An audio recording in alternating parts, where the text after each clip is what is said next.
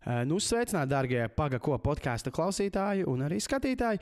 Ir pienākusi kārtējā epizode, un šodien pie manis un Dāvida ciemos komiķis un komēdijas menedžers Baltijā, Zezeran. Viņš ir austrālis, kurš dzīvo Igaunijā, bīda stand-up scēnu Igaunijā, ir atbildīgs par komēdiju Latviju un ir atbildīgs par daudz viesmāksliniekiem, kuri brauc šeit uz Latviju uzstāties. Ir arī organizators komiķa Burra stand-upam, kurš notiks 8. janvārī Rīgā, pastāstīja, kā tur viss gāja, kad biļetes izķēra 13 minūtēs un kā cilvēki gribēja, tad negribēja papildus šovu un vispār parunājām kopā par komēdijas attīstību Baltijā un kā piesaistīt lielus komiķus, lai viņi brauc uz Latviju, Igauniju un arī Lietuvu. Pirms podkāstu gribēju noreklamēt, ka mana jaunā izrāde jau no 16. decembra plezīrs ir Rīgā un visur citur Latvijā. Tā kā ejiet uz biļešu paradīzi, pērkat biļetes, tātad izrāde Rīgā, būs Cēsīs, būs arī Liepājā, Ventspilī. Tur jūs atradīsiet visu informāciju, pērkat biļetes un nākat izbaudīt plezīru. Tā kā klausamies, kas Luisam sakāms par stand-up. This is, do you know the name of the podcast? No. I should know things. I've done all my research except the name. It's in Latvian, it's paga ko. Okay, what's and that? it means like, wait, what?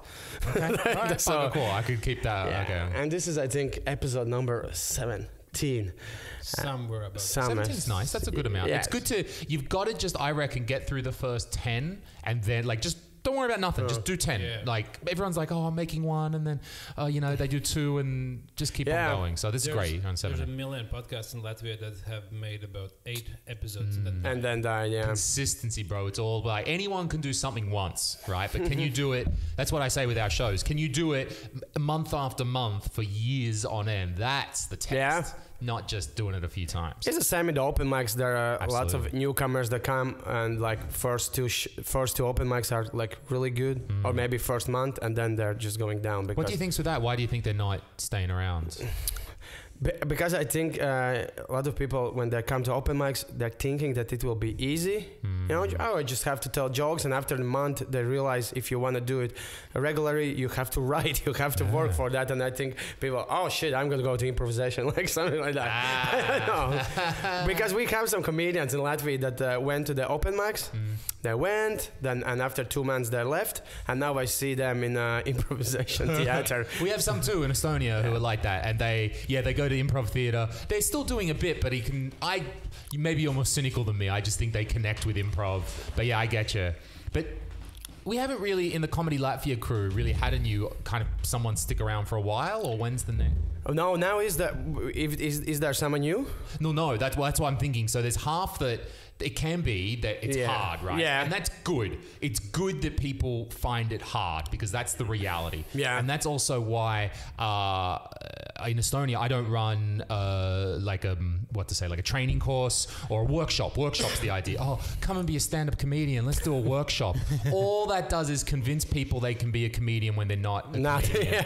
And I think, so the way I like to view it is that you have to have the nuts, and that can be lady nuts, that's fine. You have to have the nuts to stand on stage once and do it yourself. Can you write to us and say, we're reasonably nice people. Can you pull the nuts together and say, I want to stand on stage, write something and do it? If you can do that, then you get the help. Yeah. Then you get the help of the crew. But yeah, I'm very wary of letting people just think they can be a comedian. Yeah, just come do workshop. Yeah, you have to, like in a boxing, when you have first practice, like in the Soviet Union, my father told, then in the boxing, in the first practice, the coach, the new guy, went in the ring with some of the most experienced guys and get the shit kicked out of him. And after that, after those 3 rounds, the coach, you still want to train boxing? And if you said yes, then okay, because you can learn to punch everybody, but to take punches, That's the tough part. That does sound like the most Soviet Union shit. Yeah, of course. Step in.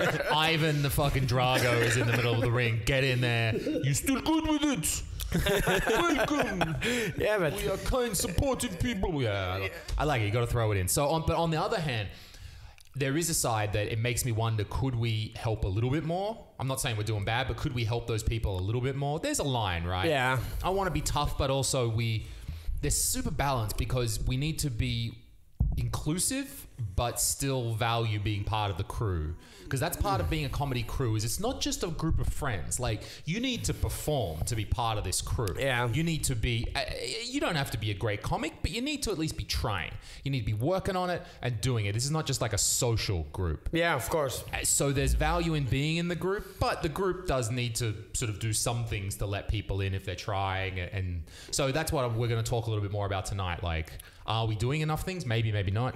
I think in Latvia we are doing not enough. Right. Like, Could be, yeah. because we are like, I don't know, a lot of guys in comedy Latvia are like, they like to do stand-up and they like to, but there are like really like quiet guys and they don't like to interact so much with the young guys, you know, to help with the material or something like, no.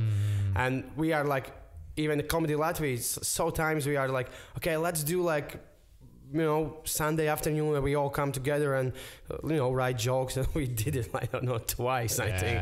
You know, I do with Edgars, I do with this Jan, is this new guy, you know, but lots of them we never meet, we just meet on the open mics. And, you know, yeah, I think in Latvia it's a big problem that we are like, we are not encouraging the young guys enough when they are coming. You're not really a group, you're just a person. Few people that are going to the open mics together. Yeah, sadly.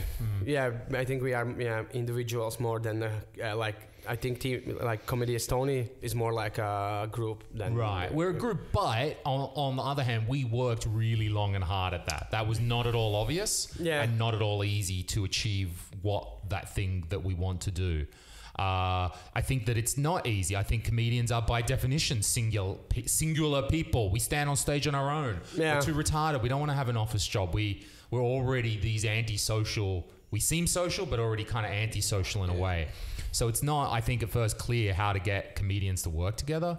And that's something we're going to face if we're planning this spring tour, which is our first time we're doing a showcase tour. Yeah. So if you listen, so a showcase tour is like when we've got all like the best 5 or 6 or whatever comedians all doing 15, 20 minutes at a show rather than someone's solo show. And you've already been doing solo shows. Maxim's, a few other guys have been doing solo shows. And when you do a solo show, I think that it's a little bit easier because you set the name, you set the direction, you choose the picture. That's cool. You can decide. But when you've got like 6 comedians all trying to work it out, and everyone's cool. It's not like everyone's being a dickhead or something, but it's just you still need leadership. And that's one of the things I discovered that on our last showcase tour, because we had Ari-Matti Mustonen, who's one of our very enthusiastic Estonian comedian, really great guy. And he was being some sort of leader for comedians. Not in like, I've got a grand vision sort of. He was just a guy, he's like, yeah, let's do a writing workshop. Yeah, let's hang out. Yeah, let's talk. He wanted to share that information.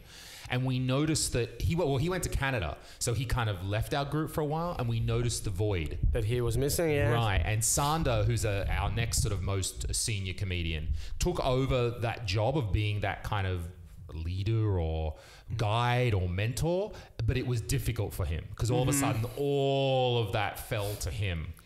And so we've identified with showcase tours that not only do you need like a great project manager, great marketing people to help, but even the comedians need some sort of, I don't want to say hierarchy, but some sort of way of doing that. And that's probably that's the thing that I'm going to be working with you guys when we're coming up to this showcase tour, working on that aspect.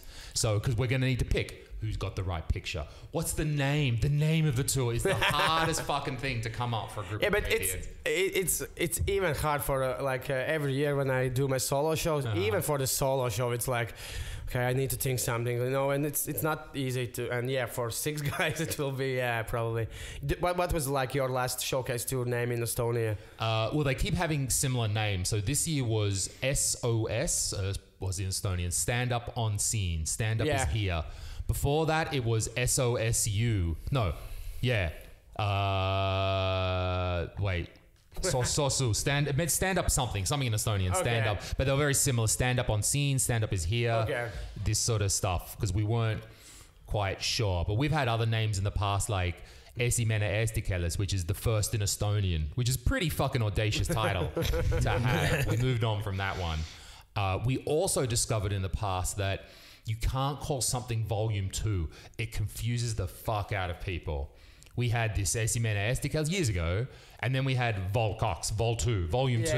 Yeah. People confuse the fuck. Was it a new show? Was it a different show? And if you haven't seen the first one, can you see the second one? People don't know, the nature of stand-up. So we discovered don't ever call anything Volume 2. Yeah. It's very, very confusing. I'm like Maximus. I like every year when I do a solo show, it's like I'm trying to come up with this name, and Maxim just don't give a fuck about that because his last tour is called Stand-Up in Latvian, and the one before was called something like. Humor in Latvian. You just don't give a fuck. Okay, cool, man. Look, it's good to be obvious. Comedy Latvia. It's a fucking obvious name. They're all obvious. Yeah. Maybe we do need to be more obvious with the titles. Yeah, because Comedy Latvia, all the tours was just Comedy Latvia fall tour, autumn tour, spring tour was last year, like something like that. We are not, very original. And it can be, sure, why not? Like maybe a more obvious title is good because particularly if we're doing these showcase tours, so we're getting out of Riga, we're going to, I don't know, anywhere 6, 7, 8, 9 different towns potentially. Easy. 6, 7 years. Right? You do even more. As you know, we're educating people about stand-up. A lot of people are seeing stand-up for the first time. You see those, or it must be the same in Latvia. There's some cities you go to and everyone's all got the suit on and they're all dressed up nice, like they're going to the theater. You're like, what do you know? And then we've seen some patterns in Estonia where the first time there's a lot of people and they're the theater people. Yeah. Like they're all dressed up nice. And then the next time we go, it's a smaller audience, but it's just stand-up people. Like they're all cool and they're young and there's no grandma coming with her old outfit on or something. Yeah. And even that, I even think that's even better. To have a smaller audience who's exactly there to see you. Then you build from that. So these people are seeing stand-up for the first time potentially. I think you can't have necessarily a clever name or some... Yeah, of course you need to... Yeah, because it was a problem for me as well. When I started stand-up in Latvia, now people know stand-up, but in the beginning it was like, so there were so many questions. So, okay, this show, every time you do the same, it's like one show. Like this solo show, it's one. Wait, like if I'm going today and tomorrow it's gonna be the same. Yeah, okay, it's not improvisation. Yeah, no, it's not. And but now people, they're like understand. But still, you can see like there's the city Maduan. I had a show like 2 months ago, and there was this lady in the front row. She wasn't too old, 45 maybe. But every time I have one joke when I say word dick in like 3 minutes 6 times. Yeah. And each of the 6 times when I said dick, she was like, I don't know. No, like, what are you doing? A little orgasm there or something? The husband hasn't shown you the dick for about 25 years. Dick. Yeah, maybe. I don't know. But it was so weird. I was like, come on, you're like grown up. But yeah, she was so uncomfortable with the name Dick. I don't know why. It was funny. Yeah, but then... But growing that over time, I agree. So people learn, and no doubt you found in Riga, you've got your audience, and it's a bit different here in the center. People know it, and then maybe more hip young people are coming. Yeah. And there's some cities in it's weird that I don't know why, but with touring in Latvia, there are some good cities and the bad cities. It's different. There's this city named Zezeran. And there are like really big stand-up fans. I don't know why, but I do 2 shows there with my solo show like this in January. We're gonna do 2 shows there because they just love stand-up. When Comedy Latvia goes to Zezeran, it's full. We have this politician roast there in the Zezeran. It's always full. Like I don't know, people in Zezeran is like loud, but then Ventspils and that side that is like the other side of Latvia, their people are very cold, I don't know, and they're like they are not so into the like laughing loud. There you do stand up and they are just like that's all. They think it's funny, but they're like maybe they just don't understand the concept of stand up. Because they are prepared for something else, that they think, there will be some jokes, some anecdotes or something. Yeah. How is it a theater? Is it improvised? Yeah. I try to get very deep on each city. I have this weird... So everyone's listening. I'm Australian, but I live in Estonia, and I have a weird way of relating to the country. Do we introduce? No, yeah. I thought maybe you guys put an introduction on the front. No, we're gonna do it. We will have. Oh yeah, you do. Yeah. Right. What I do in Estonia is I will download the buying statistics from the ticket seller, so from like biļešu service, and you can get like not great, but like at least sales per day. Yeah. So you take a city, you graph sales per day, then you put on like when did you do some marketing? There was a newspaper ad, there was some radio ad. You see where there was the bump. Yeah. Try to align that to the payday to get some idea about things, and we've done that. So I've got this really weird knowledge of Estonia. I never came for a girlfriend, so it's not like I've met grandma and I haven't spent weeks out in the countryside getting into the culture and all this kind of shit. But I can tell you every single town what night of the week is a good night to do a show, what the people are like, how I expect them to buy, and what I infer from them based on their buying, which is a weird marketing way to look at it. But yeah, I think it's totally legit to some cities, like in this, what's the city? The one that you guys share, Valga and Valka. That's right. Valka, Yeah. That Valga, which is the Estonian side. Yeah. Weirdest city, hardest one for me to analyze. It's definitely the one where they buy the most offline. You can't I can find out online and offline sales. Yeah. And there's the most offline sales in Valga. But we've done that 4 or 5 times now, and now we've got somewhere good. So there's definitely a roller coaster you need to ride out, I think, over... If a city's not good, a city's not good, and you don't want to keep pushing shit uphill. But I've definitely seen over 5, 6, 7 times to really even a city out. Yeah, of course. You have to keep pushing that. I think, but it's weird. Like, actually, I like Valga. It's different because my friend was a basketball coach in the Valga team. We have a shared basketball team. Okay. Yeah, actually, Latvians and Estonians now have a shared basketball league as well. Latvian and What Estonian else league. can we share? We start with the basketball team. Yeah, but we combine to take on Lithuania. We'll still fail miserably. No, but what is weird also, like in the small cities, there are lots of students that are living in Riga during the weekdays and then on weekend going back to like Zezeran. For example, last year I had one show.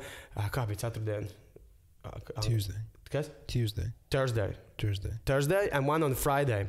And Thursday, the audience was like really old. Because there was people that on a Friday it was really young, like because the students were back and on Thursday it was like everybody was like 40 plus, but it was and in the Friday everybody was like 18 till 25, something like that. How far is Cesis? This is the town, right? Yeah. Named after beer, right? No, beer. No. Isn't that? No. Isn't The that other way around. Oh, the other. Well, okay. Yeah. Cesis is one of the old. The beer is named after this. How far is that from Riga? 95 kilometers. Oh, okay, that's quite far. Because we've discovered in Tallinn that these outside suburbs, like they're kind of their own little cities, but they're still kind of in the greater region. They're our biggest growth area right now. We're pulling not only center of Tallinn, but these outside areas getting a couple of hundred in each of those as well. Because I think young people, they may be married or something, that's a place where they're moving. They can commute pretty easily. And that's within 20, 30 kilometers, not 90. So who knows? Cesis is just an interesting place. No, Cesis is interesting because it's like really like artsy town. Yeah, it's hipster town. A lot of Riga hipsters go to live to Cesis now because mostly vegans. No meters, like coughing. Doctors have a lot of people that don't have any energy. but there's this like in Cesis, there's like this art festival every summer, opera festival. Like it's like very cultural city, and maybe that's why. But a lot of people are like living in Cesis but working in Riga. Like it's 95. Living in Cesis and working in Riga is a bit harder, but there's Sigulda that's in the halfway between Cesis and Riga, and a lot of people live in Sigulda and work in Riga. Yes, and Sigulda is something what me and Leilda, my producer, want to do this year because neither Comedy Latvia hadn't have a show in Sigulda. I haven't. I don't know why. Because that city, everybody in Latvia thinks that the city is just something you drive through. And you go there in autumn because there is a hills and it's like really beautiful in autumn. But like for everybody, we just think, when we are thinking the city is like, okay, it's Jelgava. We never think about Sigulda because, you just drive through Sigulda. But there is something inside, Based on your theory, it should work really good because it's close to Riga. Riga. It could be, yeah. And a lot of these things also can be about like you need to have the correct venue size. Yeah. Because you got these friggin' Soviets that decided we need a 500-seat theaters in every village across the Soviet Union. So It's not theater, but it's Kultūrsnams. Yeah, that's it. Culture house. Yeah, we have the same in Estonia. 500 seats is big, concrete, grey monstrosity in the middle of nowhere, and that's a difficult one because. I mean, 500 seats, right? What if, you're just an artist, you can get 100 people. 100 people is super respectable. Yeah. But you look like a loser in the big theater. I'm gonna share you a story about Valka, Latvian side. There's this culture house, and like 3 years ago, with my show, I went to Valka's culture house, and there's the small hall as well. And I wanted, just put me into the small hall, But they put me in the big one. There is 300 seats. And, I think in Estonia it's the same. During the summertime, every city had this city fest, And I was in a Saturday, that was in that weekend when their city fest was. So there was everything happening in Valga. So I was in the 300 seat at the room, and there was, I don't know, we sold 25 tickets, I think. And I went to the stage, and it was like, really? Because the small hall is like 60, That would be lovely. It will be okay. But there it was like 25, and like some of them are like sitting in the sixth row, It's like, it was one of the shittiest performances I ever had. That is the one I get, how to say, unjustified, disproportionately upset at people who always want to sit at the back. Yeah. And that's like the one I have to let Carl go and deal with it. I'll just be like, motherfucker, you paid for a ticket. Why are you fucking up the show by sitting 3 kilometers away from the stage? Can you just like the second row? Come on, bro, help us out here. Yeah. And I've understood that I can't rationally deal with these people. So that's one thing I always let someone else, because I'll sound really angry when I'm not. I just want people to enjoy it. Because it's weird, like even like when it's sold out crowd, like last year I have in this Kasuns, it's like in Riga. Like 180 seats. I did my show there like some couple of times, and each like I had 6 or 7 times it was sold out. But every time when I was watching through the backstage how people are coming in, front row was the last row, because there was no tickets. The tickets was, and the front row was the last row that people went sitting. Like those who came late, they're sitting in the front row. Isn't that an odd thing? It sounds like you've had the same experience, that if it's no seats, just free seats, no one wants to sit in the front row. Yeah. But if it's a ticketed show with seats, everybody wants to buy the front row. Take the front row first. Yes. Right. That makes no sense. Yeah, exactly the same. Right. It is like that. No and sense. it's so weird because in we had this Renar Zeltiņa roast, and their front row went very fast, and usually, I don't know why. Because in internet, when you buy, people are more brave. And then they go, and then they go in the hall. No. But maybe it's some not just stand-up, but theater, like something like it's like social thing, Oh, I went to see that play as well. Yeah, where you were sitting, row 8. I was row 2.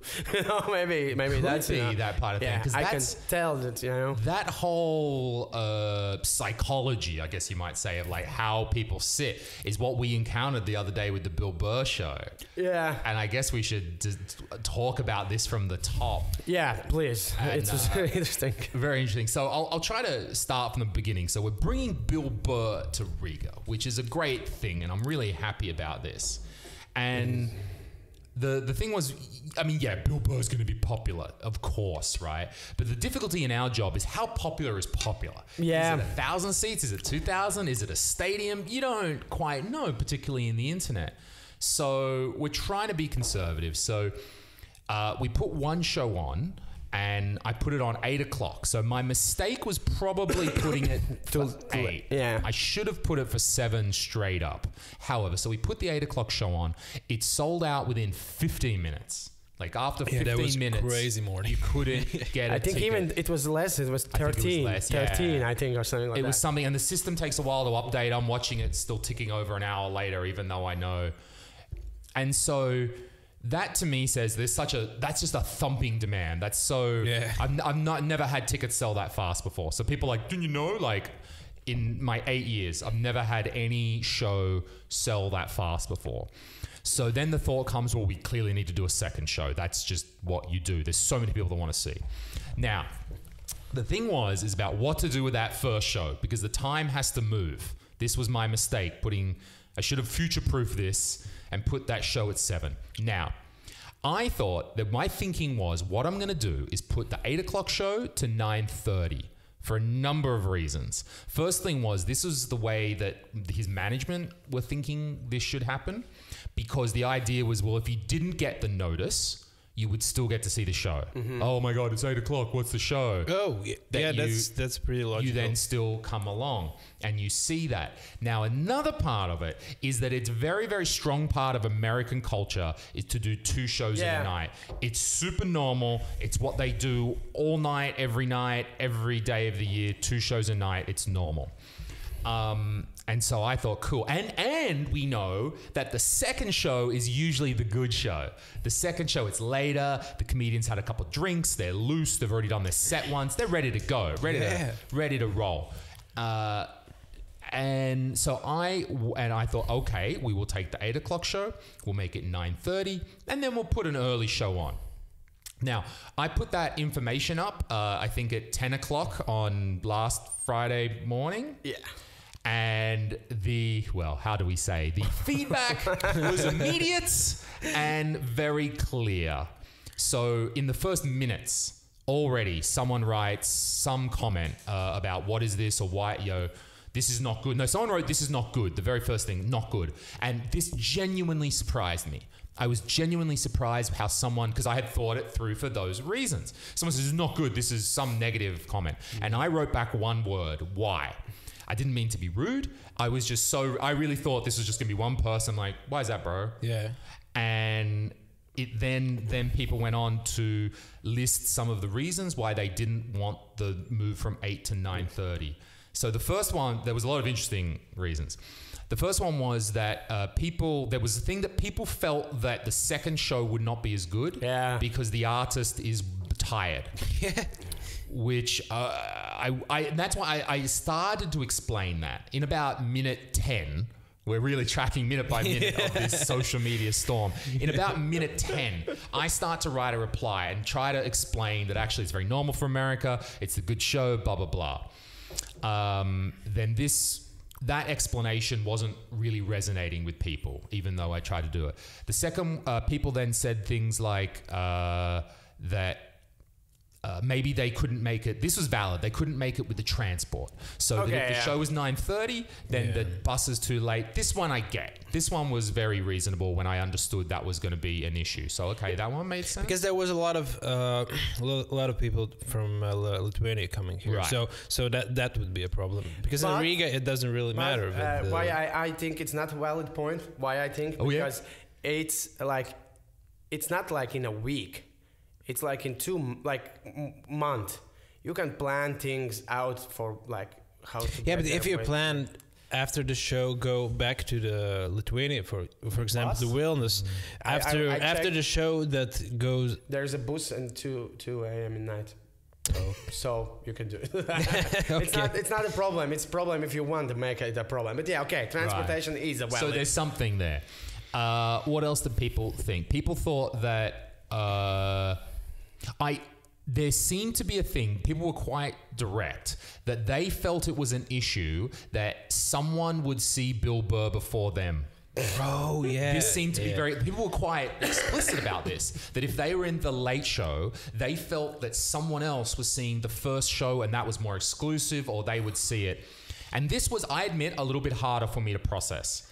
That people felt that they weren't getting the exclusive anymore. They weren't getting the first thing. They weren't getting that. No, go ahead. And I never thought of that, so it's very interesting. Yeah, imagine a situation where you were the one who got the tickets in the first 10 minutes, and you're like, "Fuck, I'm so lucky, and you're going and tell everybody who didn't get. Yeah, I got the tickets, and after few weeks. Your buddies buy the tickets before you, and then they can. That's interesting. So to play the devil's advocate here, though, your experience of this art is somehow affected by the fact that someone else will experience it before you. That's supposed to change our perception of the art. Like, apparently the show isn't as good because some other cunt saw it an hour before me. Like that, and I hadn't experienced that. But if you take that idea that a lot of people had, and I said I learnt something that day. I didn't know that would be a factor, but it was. People felt that this thing you expressed, right? No, that wasn't my no, yeah, no, but this idea that you've just sort of told me. So you combine that with the transport thing, with the some people feeling that a second show wouldn't be good quality, and then you've got, and as I understood, somewhere around the 20-minute mark into our social media experience, that I wasn't going to be able to convince people, because who's ever convinced anybody online of anything? Yeah, that doesn't work. And I understood that I wasn't going to be able to make a proper argument in that time, and things were snowballing. So I had to make a quick decision, and we decided that listening to people, and okay, cool. It seemed to be that what people would prefer if we had to have a second show was they would take the early show and the extra show would be 9:30. And this time instead I wrote it as a proposal. I said, I propose this. What do you people feel about this? And the feedback was more positive. So I thought, cool.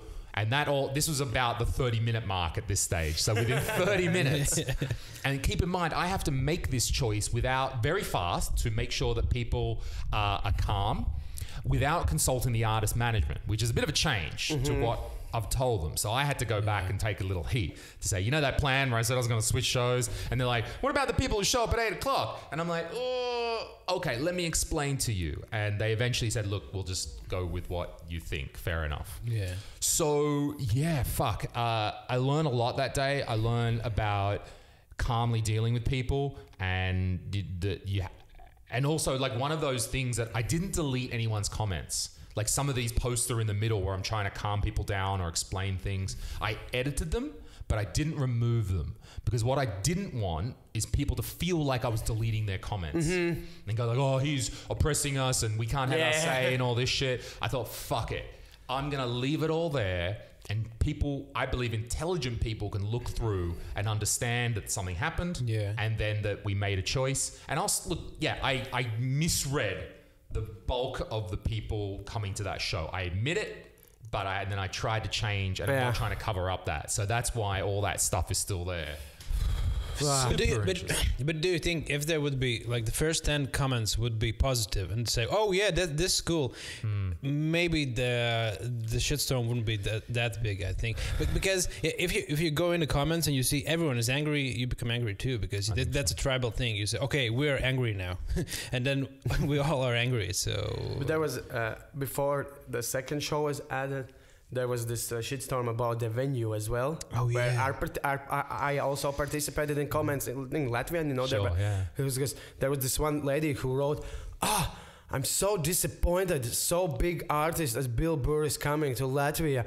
Why is he in Congress and Arms? Why he's not one of the bigger venues that we have? And I'm like, which one? What bigger venue? Yeah, there's Arena Riga, and that's all. That's it. I'm sorry, do you want to put all your money on the stake, including your whole reputation, the biggest deal of your life, and then fuck it up and have 25 people sitting in the arena? That's the difficult part. Like, there is no bigger hole, and if there is, you can't get it either necessarily. But anyway, there's no bigger hole. Only this Dallas Theater, that the same. It's the same amount, 1,000. But like, how many? It's 900 in Congress Arms? No, 1,100. Oh, then there's no bigger. So it's no bigger. And Dallas is a lovely place, but you can't rent. No, like, you can't get a free date there. You can Mondays. Yeah. Okay, Mondays. Right. But with the international artists, we don't set the schedule. Of course, they do. Like, Bill's coming on this day. All right, great. I'm gonna fucking do it. So yeah, it was very interesting to see how people reacted so strongly to that, and I thank you guys for dealing with that stuff in Latvian. Yeah, because there are a lot in Latvian as well. Yeah. And I was trying to be responsive and listen to people, but also I don't necessarily want to read every negative comment. Yeah, of course. I want to react and I want to respond to people, but I'm not sitting there going, oh, that guy said something negative, because that's going to affect you. That gets into your brain, all these people yelling at you and shit. It was a very stressful moment for me. I can't deny that moment was huge stress and pressure, because I put all my balls on the line to get Bill Burr to come here, and then all of a sudden everyone's yelling at us. And people were, what you were saying about the, it blows up. It one comment leads to the next comment leads to the next comment, because some people were saying I felt unfair things, like the artist is just trying to get money and this is greedy, and that's the stuff I didn't respond to, because I don't feel like I could make a response to that. My response to that was to be as clear as I could with my communication, and to try to just say in a few lines the reasons why, like I just told you, like that. I don't think you want to get into a shit fight with those people. Maybe they're just venting. I'm not even having a go at those people that said those sort of things, right? Because later some of those said thank you when... Now that means this problem would be going, this is fucked! And then later on, thank you very much. That's very nice, right? That's a social problem. That's what we all do all over the world right now. That's not a Latvian thing. That's not a comedy thing. That's just how we react online, right? Yeah. So I think it was a good lesson in tough skin, bro. Like, I was just like, I got to face it. I got to take it. I got to deal with this. And I think we got through it okay in the end. Yeah, I think. But in the end, I think it's a positive thing, because now even the event managers and everyone will see in the Latvia there is some need for comics and stand-up, and maybe we will see a lot of more big comics too. I have a question about Bill Burr. How do you think 3 years ago Netflix wasn't so popular in Baltics, stand-up was like much smaller, like we are not very big, but we are a little bigger than 3 years ago. Like 3 years ago, Bill Burr would be a huge thing in Latvia. Like it would not be so easy to sold out Bill Burr like 3 years ago, I think. No, because there was no Netflix. Everybody knows him because Netflix, or because of Joe Rogan or Joe Rogan, podcasts in general. And they are becoming popular like last 2 years. Like I think 3 years ago everybody was, Bill Burr, fuck it, who's that? Like but now it's cool. It's cool that it's so big. Yeah, I was really surprised that he was so popular. So because he isn't the first first star, stand-up star. Yeah, we had Jimmy Carr. Jimmy Carr was in Latvia. We had big stand-up names before. But the big American, I think. Yeah, because all others was UK's. UK, right? And I think that Bill Burr doing this tour is going to open up Europe a lot. I think it's going to make that. Yeah, sure. Other people have been. We've even had like Gabriel Iglesias come to Tallinn. Yeah, and that we couldn't in our different if I'm looking at cities, I can get the most money out of Tallinn. Yeah. Riga is still a couple of steps behind in terms of ticket price and what it can generate for income. And I realize I'm talking very business-like, because it is. Yeah, of course. The bringing artists and showbiz and comedy is exactly as sharky as you would imagine. It's exactly as like dealing with the sharks, dealing with the tough business deals, right? It's I'm really learning a lot, and learning how to deal with that stress, and learning how to deal with that super fast-paced, super intense showbiz environment. And a lot of it does come down to how much can you make an offer, how much money can this show generate? Yeah. That's just the business of it. And the artists are all very cool, but the artists employ managers to help them do this. So it's not an artist themselves. And you might even say, well, that artist wants money. Well, the artist probably got kids. The artist has people that help them, and they have their whole operation. So it's not as always obvious as just going, fuck that guy, he makes millions, he won't come here for whatever. People, there's a lot more to it, I think, than that. So anyway, we've had artists come through. I think Bill Burr's going to really shine a spotlight on the rest of Europe, which is nice. Yeah, I think so too. Did you learn? I was listening to your podcast. I think with Gabriel Iglesias, you learn your lesson that Diet Coke and Coke Zero is not the same. Because, yes. Yeah, he messed it up. So isn't it the same? No, it was one of them. It was Coke Zero. No, Diet Coke. It was on Gabriel Iglesias' rider. It doesn't have a very complicated rider, but one of them was Diet Coke. And I realized the day before the show, you can't get Diet Coke in Estonia, in Latvia, and nowhere near Baltics. Coke Zero. Yeah, it's all over the place. Right, not Diet Coke. Yes. And apparently they're very different. After your podcast, No. I read it. What is the different thing? Okay. In Diet Coke, there are low sugar amount. In Coke Zero, there are no sugar. No sugar. So that's different. And you then might say, well, what's with these artists? Fuck him. Coke Zero, Diet Coke. This sounds like classic star thing, right? Oh, they're all prima donna or something, right? But from the artist's perspective, they're traveling. Of course. They're on the road, city to city, place to place, hotel, plane. And yeah, sure, Gabriel Iglesias has a private jet, sure. Yeah, he's a rich guy on his own, but it's still travel and it's still tiring. Yeah. And there's still a lot of pressure. Yeah, Gabriel probably has a lot of money, I guess, but he's got to entertain thousands of people every night are paying lots of money to see him. That's going to be a lot of pressure on the brain. Yeah. And if the small things can help him feel at home, if a friggin' Diet Coke is what helps that guy feel calm, I'll get you the Diet Coke. Well, I would if I was more planned. But, you know, I no longer look at writers as something like, oh, artists are being prissy or uptight or something like that. It's like, you want it? Cool, bro. I will get that for. If that means that you will do the show and you'll do the best performance, no worries. For example, Bill Burr, I checked his tour schedule, and he had 13 shows in the row. 13 cities in the row. No, so a lot of those are two already in one night as well. Yeah. I never judge like artists since 2008. Metallica was in Riga, and I was they were in one Latvian radio station giving interview and about the rider thing, and he said, like Hetfield said, like, imagine I'm traveling 9 fucking months, like every second day show, and he don't have it. Like Metallica has like 30,000 till 100,000 shows, you know. He said that is those 4 hours in the dressing room. I want to feel, I feel home, like, you know, and I completely understand it because it's hard. Like, even for me, I don't have like those shows, but sometimes when I go to these venues, it's so nice when I don't ask rider, I just ask, I want a dressing room, you know, I take everything. But if like I go to Thesis and the lady who works there, I go inside in my dressing room and she made some bread, like, you know, it's so fucking nice. And you want to come back there, you know. And I imagine, if you're doing that for 9 months, you want your extras, like, totally. Yeah, of course. Yeah. And there's a lot of musicians that make ridiculous riders because they want to see how welcome they are. Because if they have ridiculous rider, and if they complete that, they and you want us who's here. that guy in Estonia? The Estonian rapper Tommy Cash. Yeah. He's really famous for his big riders and all that shit. But that's I think it's all part of his thing. Of course. I'm this weird over the top guy. But on the other hand, like if you're making a show, even at a nightclub, even if the artist comes at a fixed rate, so to take Tommy Cash as $1,000. I'm sure it's more, but let's just say $1,000. It's $1,000 to hire Tommy Cash, but his rider is another 500.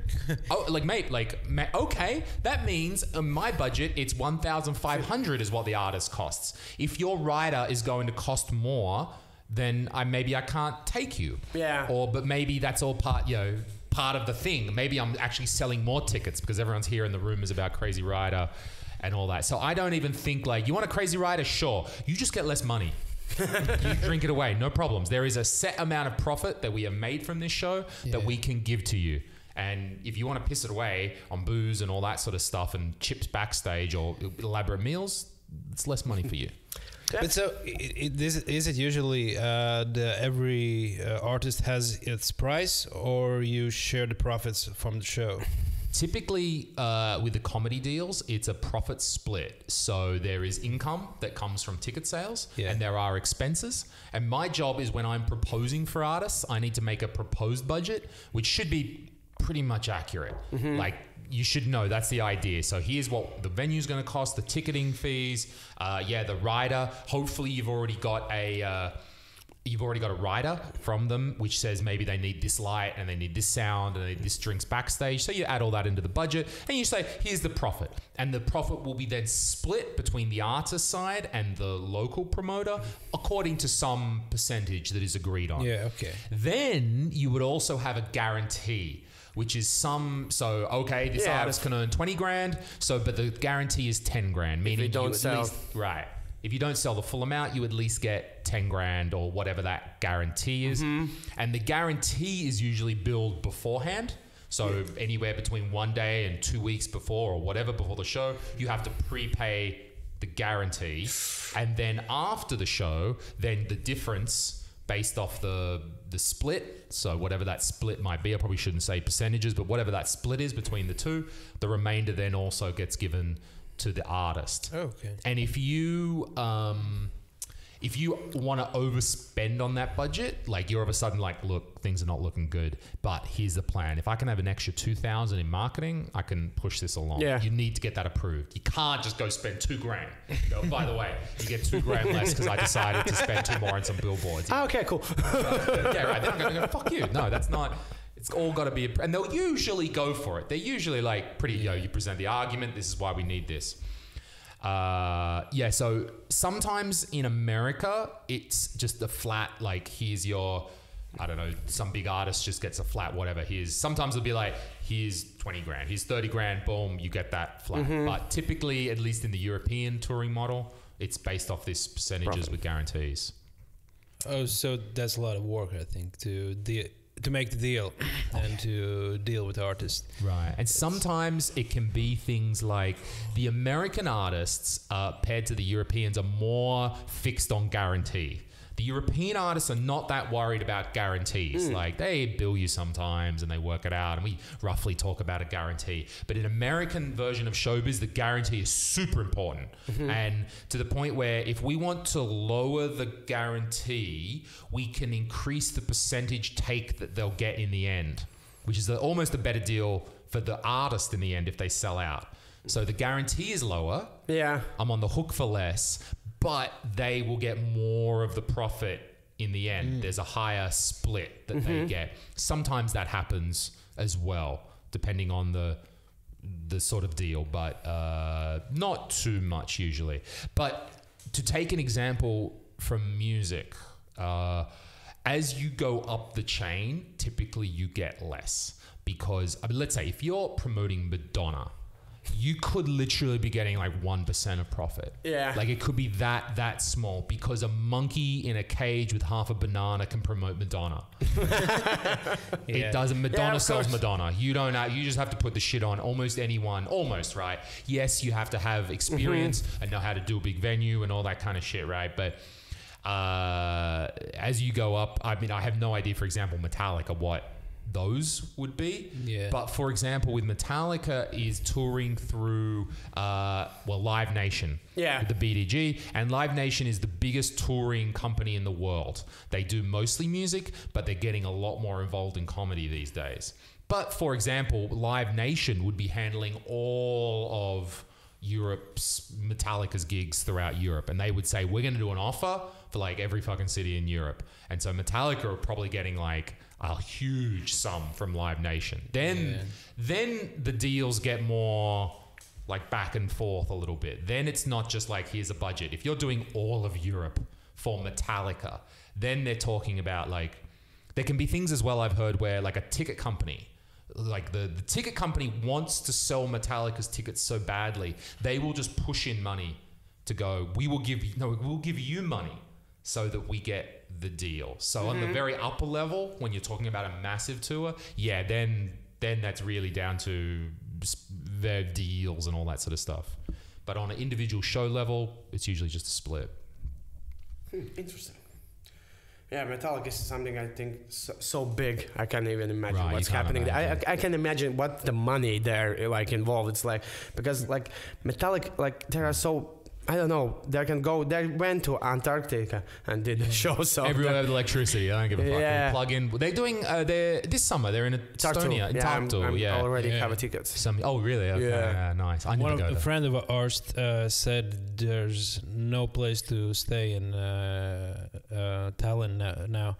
It's all sold out. All Airbnbs and I bet the whole thing. You'll be camping. You'll be staying on some guys. It'll be everybody's grandma who lives in Tartu sleeping in tents in their front Everyone yard. Everyone who lives in Tallinn will rent their Airbnb and go for a weekend somewhere else. In Tartu. It's in Tartu, yeah. It's in Tartu. Which is kind of clever. It's a little bit easier for you guys to come up to Tartu a little bit than Tallinn. It's going to be in... but does Tartu have so big venue, or It's it gonna will be be an airport in, where I don't know. It's like a runway or something, basically. runway, a very large outdoor space. Oh, because the other part is here in the Baltics, even at the upper level, we don't have that many. Yeah. Because in Tallinn, we've got one, the Song Grounds. Yeah. What's your big outdoor? Do you have a big outdoor one here, or where would you do? Skondo Stadium's where Metallica was in 2008.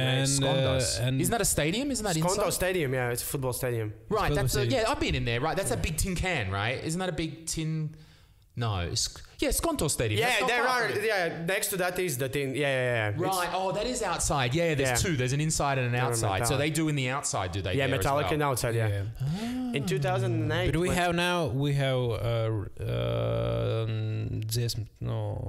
The song festival thing. Okay, that The same that you the have. Same. We You have have a similar one. I Yeah, guess. not but- that big, but no, No, we have they renovated, so Yeah, we it's have- bigger now. How many? Because we can get. I know in Tallinn we get about 100,000 if they. How pack many it in. thousand was in a Brainstorm concert like this summer? There were 80,000, I think. Yeah, somewhere fair. about That's that. reasonable. It's But nice.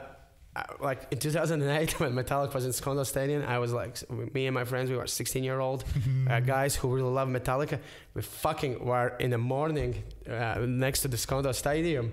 And we ran. We got first line in the show, and then but when we went to the first line, it was like 2 hours before the show starts because there were two bands before Metallica, and I'm like in the second hour, I'm like, damn, I need to pee. Damn, I'm in the first row. Fuck it, I will not pee. So I didn't pee, but yeah, it was crazy, man. Yeah, it does big things. So I think also no one's really done a show in Tartu on this playing field or whatever this airstrip thing, and I think it's just they're trying to find new places. That's Because good. Everyone's always at Skonto, if everyone's always at that same stadium, even that's a little bit boring. Yeah. I'm sick of seeing shit at the Tallinn Song Grounds. I saw Guns N' Roses there. I was like, it was so boring. Oh, Guns N' Roses was like.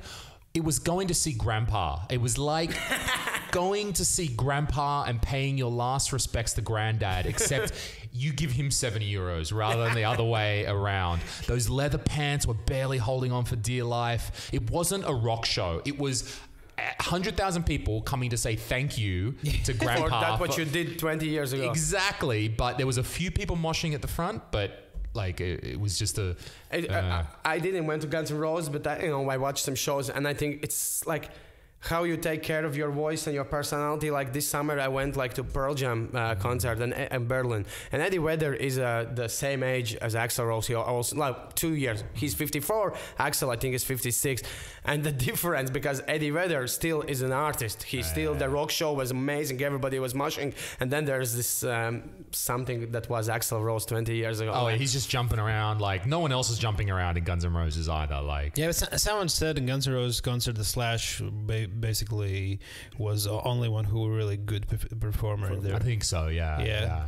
It was interesting. But he's not like super, like he's interesting as a personality, but on the stage, he's not super interesting because you don't see his face. He's, I liked it when 10 years ago when Guns N' Roses, the Slash wasn't in Guns N' Roses and Axl had the name Guns N' Roses.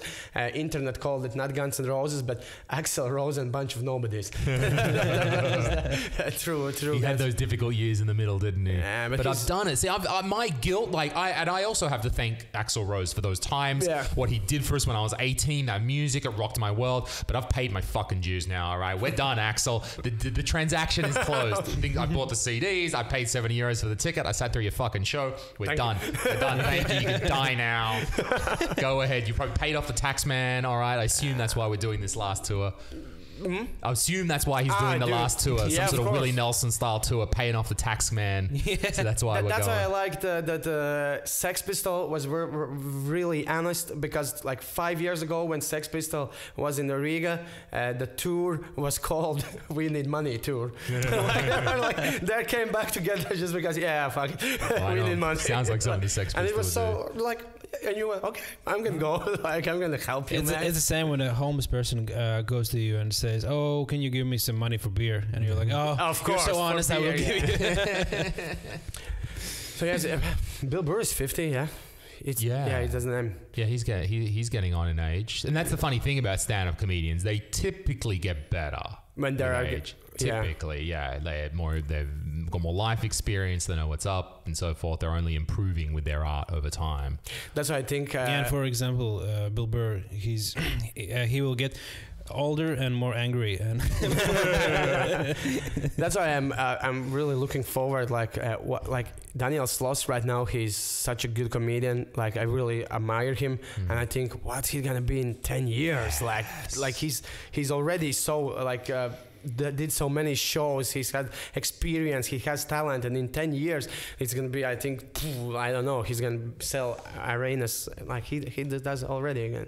And super exciting, and that's why I'm really glad that here in Comedy Latvia, we're still kind of pulling our shit together and organizing, but. I mean, like yourself and Eggers and a few of the other guys, I can see identifying you guys that you are progressing to a level, like you're kind of there. I think there's a boundary with comedians.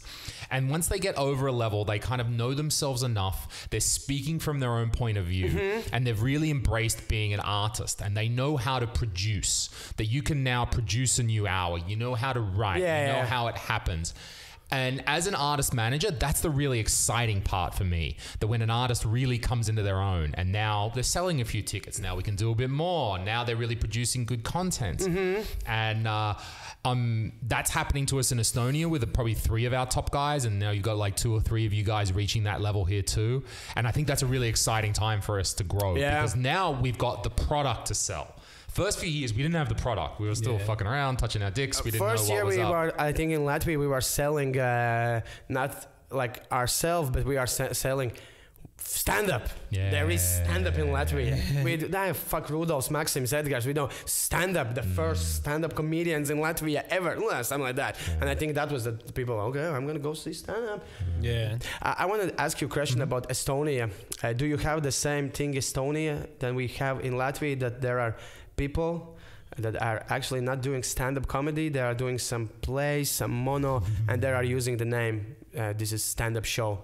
There is. We went through that. The worst of it, we went through it about 1 year to 2 years ago. It still exists. So you've had it in Latvia. You exactly the same thing in Estonia. You make stand-up cool. All of a sudden, young people and everyone's onto, what is this stand-up? Oh, it's cool. And then the actors don't have jobs, and they are always trying to find something new. So they think this is fantastic. They don't need a set. They don't need a costume or nothing anymore. There's no rehearsals. And you see it literally says stand-up show, performed by person, written by this person, directed by this person. Exactly the same thing. And they'll do their tour, but it's my belief that those tours sold not because it says stand-up. Maybe 1 or 2 shows sell, but because they're their own actors. Name, right? Because they're well known. But it's eminently fucking annoying for us stand-up comedians to have to face that. You get through it, but it's not easy. It's not easy. Because they will, eventually those tours won't sell. We had it in Estonia where those more established actors were getting the culture money because they were already in those cool groups who were getting culture money. We don't get no fucking culture money. They don't give us shit in Estonia. But they're getting the culture money. They're doing some piece of shit tour that says stand up, and pops up. The real key for me was that a tour that pops up that happens in 2 weeks, that screams to me culture ripoff. Like you were just waiting to get the culture money to come through. You've thrown the show on sale and then it's over within 6 weeks. So it happens that these actors pop up. They do that.